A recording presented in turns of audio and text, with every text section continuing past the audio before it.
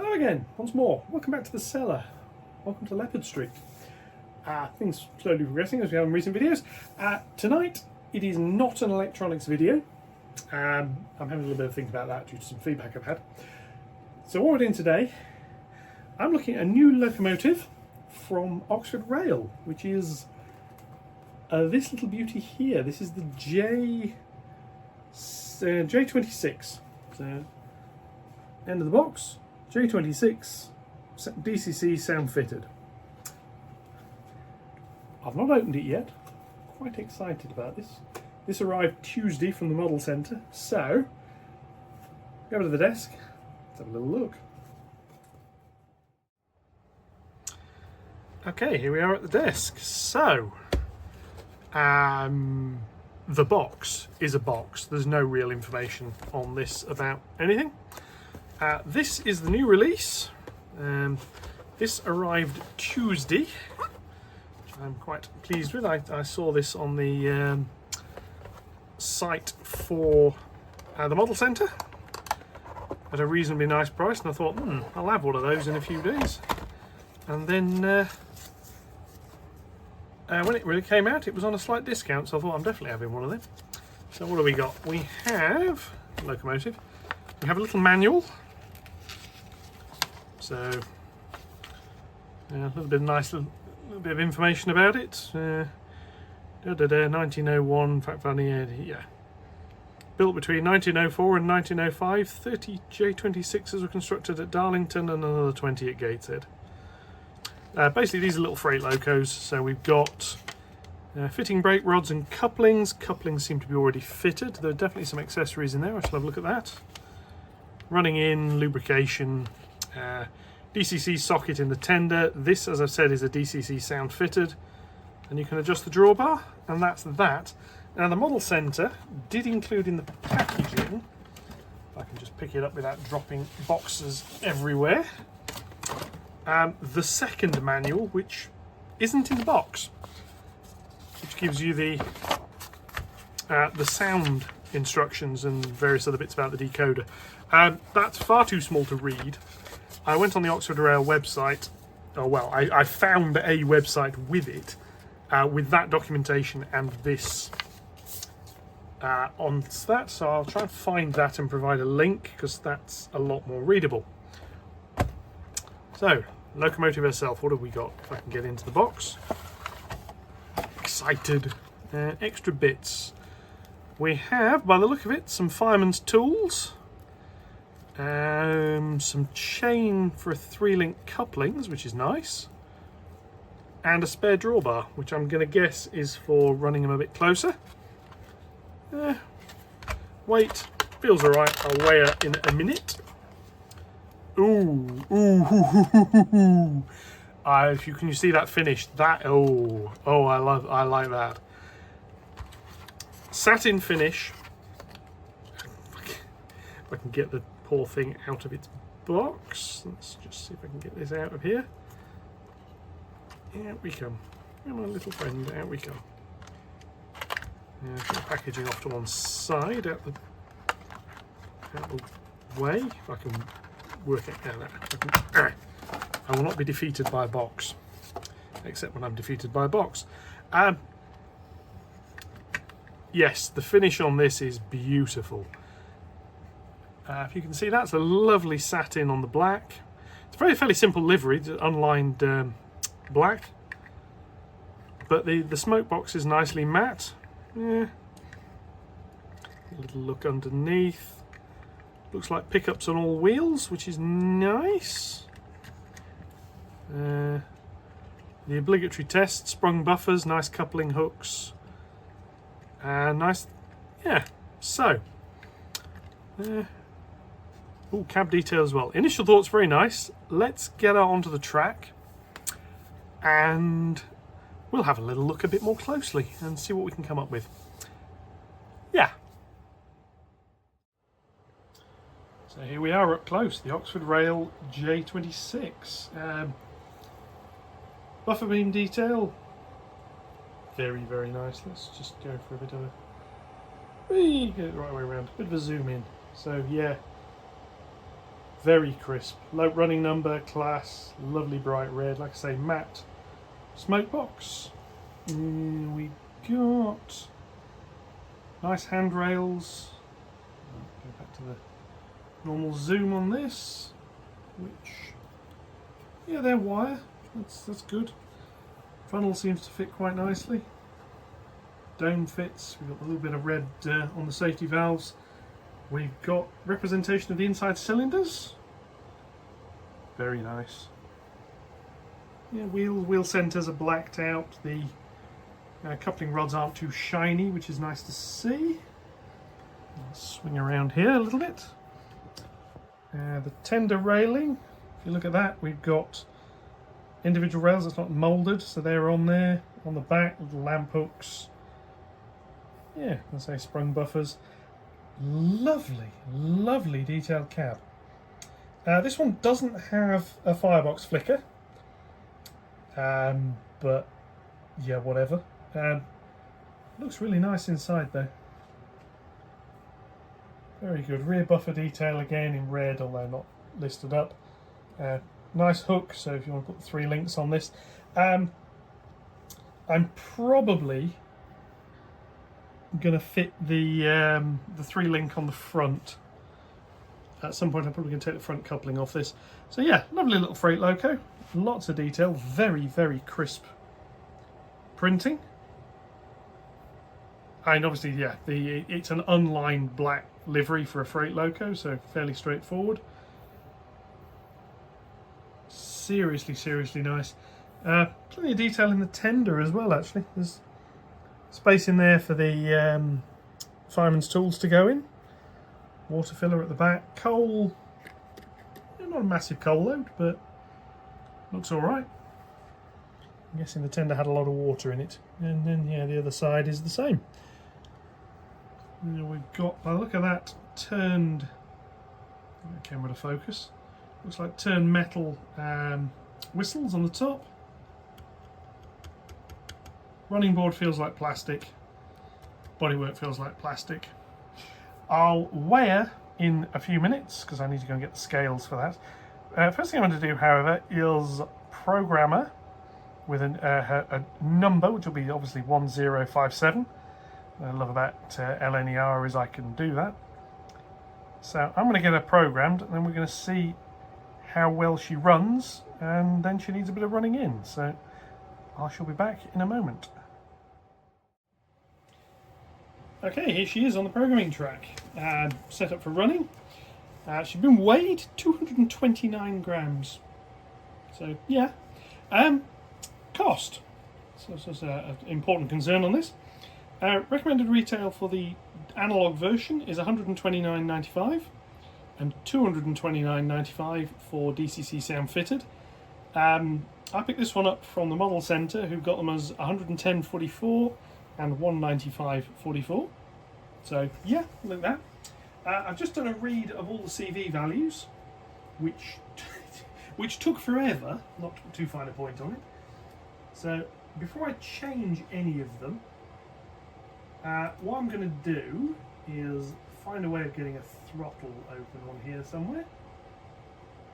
So grab hold of that and grab myself a throttle, and we're going to see how she runs. Yeah, track power is on, track power is not on, so I will turn the track power on if you'll just excuse me a moment as I reach past. Track power is on.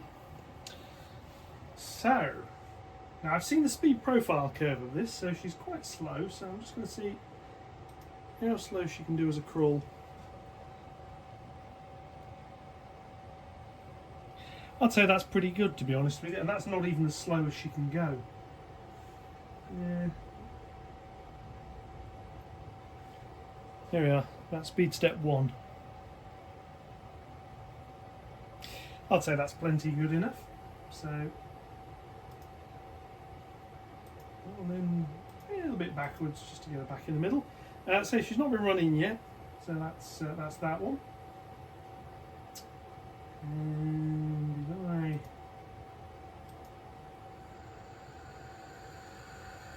there we are, sound on. You may or may not be able to hear that over my decoder thing there. So let me see, where's the whistle? That's always a good one to play with.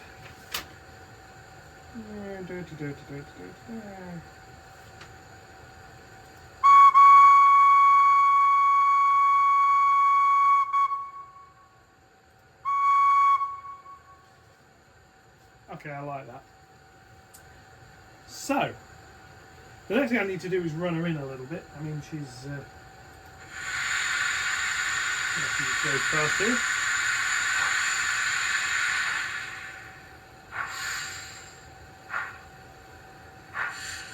Out of the box, she's running quite nicely.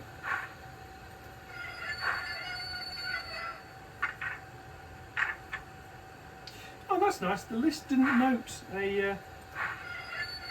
That's obviously a braking effect. The listing didn't notice that reversing sound, which she's obviously got, which is nice. So, I'm going to move her onto the main running lines.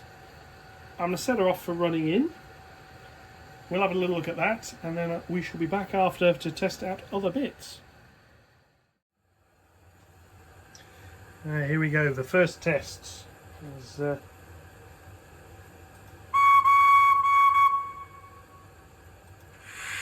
Set her off over the point work and see how she copes.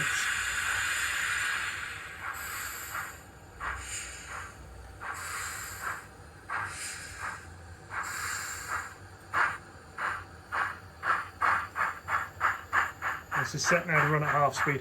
As I say, I'm going to let her run in, and then there's some CV values I normally change around speed settings. Ooh. Straight over the diamond without any problems. So, yeah. We shall catch up with her at various points around the layout. We shall see how she goes. She's coming back round again. Now this, all the rest of my decoders are Zemo. This is a Loksound V5. The first one of these I've had. A little bit different to set up, but Decoder Pro seems to be handling it quite nicely. A little bit loud. There are volume controls, so I may have to play with that in a bit. But she's made it round her first circuit successfully. So let's have a little look at her at various other places.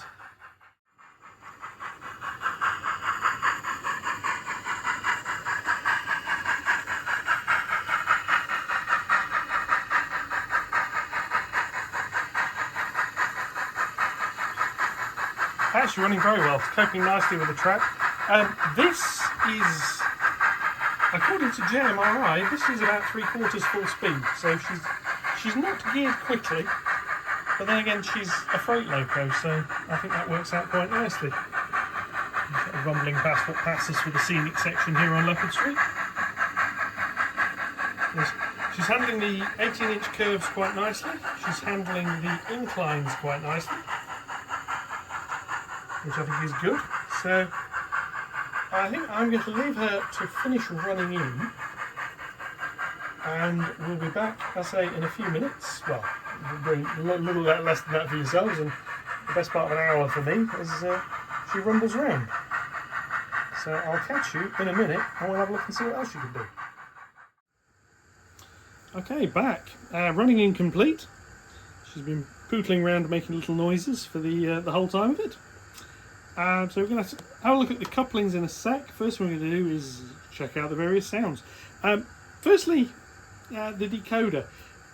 The volume setting is quite loud. I'm going to have to change that. This, like I say, it's a Loksound V5. I'm used to the Zemo decoders. So there's a few functions a little bit different. There is a shunting mode, which does sort of what you'd expect it to do. If slows things down and reduces the inertia settings. There isn't a half speed mode. On the Zemo decoder, those two things are separate, so you've got half speed and shunting separately. Here they're combined. Otherwise, yeah, I'm just going to have to go in and do the other bits. So we have a brake, which doesn't do anything because we're not moving. When you are moving, it slows it down, we'll see that. Whistle! Works quite nicely. Coal shovel.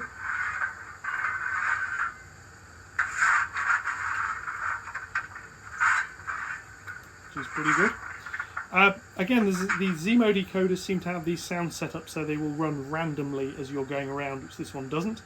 I've got a heavy load function, which again you need to be moving for. Shunt ejectors.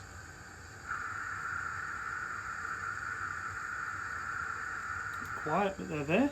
A short whistle, which is one thing. Cylinder drain cocks.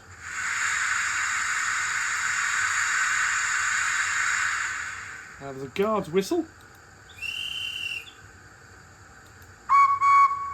which does the guard whistle when you turn it on. You get the train whistle when you turn it off. Coupling clanking noises. Coasting, which again you need to move. Injectors. A bit of noise there.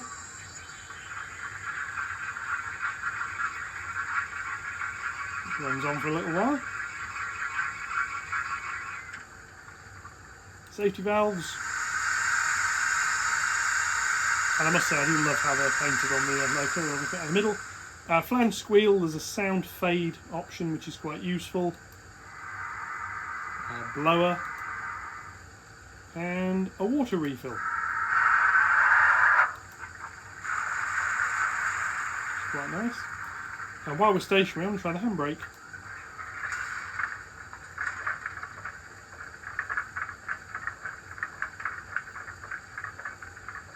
That puts the handbrake on. Yep. So, that done, let's see how well she couples. I'm going to put her in shunting mode. That seems to be the way to do this. Go backwards at low speed.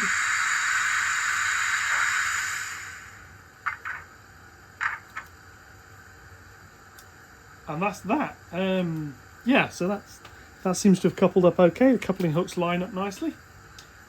So, let's zoom out slightly.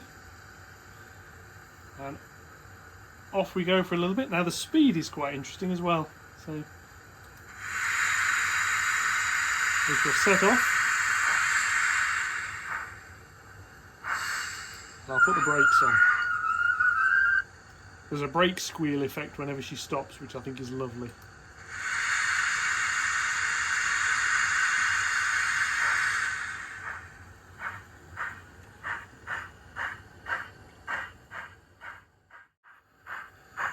So here we are out of the camera mount again in freebie mode. Quick speed up a little bit. I did run my speed profiling software. This sort of setting is about 13, 14, 15 mile an hour. Set up to 100% and it works out as the dizzying heights of just over 30. Yes, she's not the fastest of locos, but she's a freight loco, so I don't care. And she's handling this little rake of wagons very, very professionally.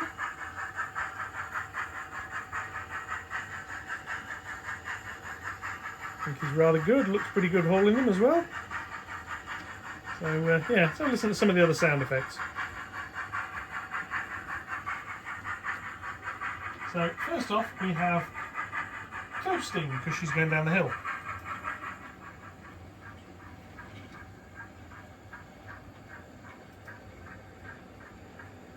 That's fine. And then we have heavy load,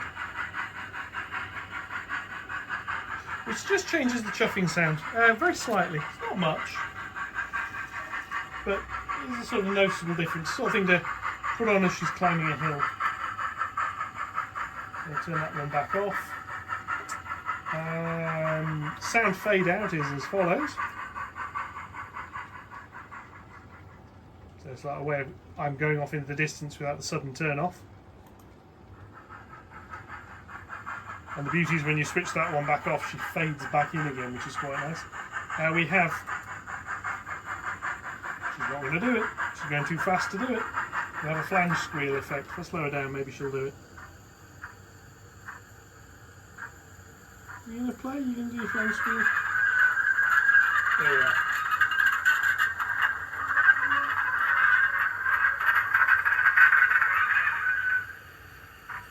Yeah, so she'll do flange squeal, but only at lower settings.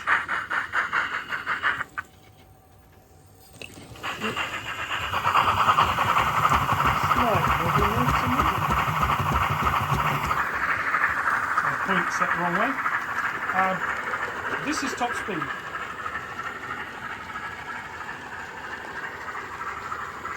So as I say, she's not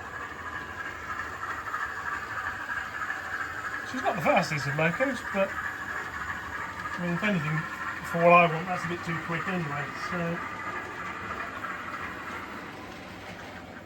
slow that down. And again, you hit the brakes a little bit as you back off, and the sound changes, and it'll come back in a minute, and she'll start chuffing again. So yeah, what do we think of this? She looks lovely. The finish, perhaps slightly glossy for a freight loco. The smokebox matte effect is very good. The roof matte effect is very good. So just another little zoom as she goes past. Yeah, the sound picking up. The red is very crisp. Cab windows, spectacle plates are glazed at the front. The forward of the two windows on the side are glazed. I'm very, very impressed. And this is my first Oxford Rail loco. I can see getting some more.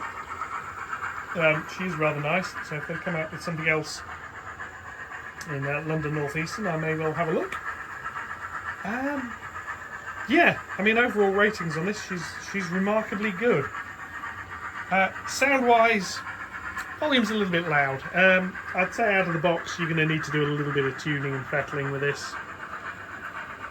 I don't know what the sound fittings will do on DC. I suspect probably not a vast amount. Like I say, she doesn't have the randomised sound effects the G5 has got sitting over there. As that goes round, and you'll get the coal shovel effects and stuff every now and again. Whereas here, you have to say you want that.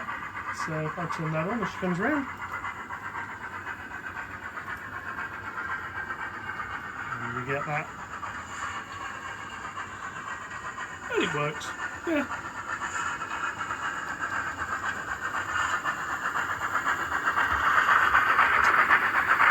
But I am extremely happy with this little loco. She looks the part. She sounds the part.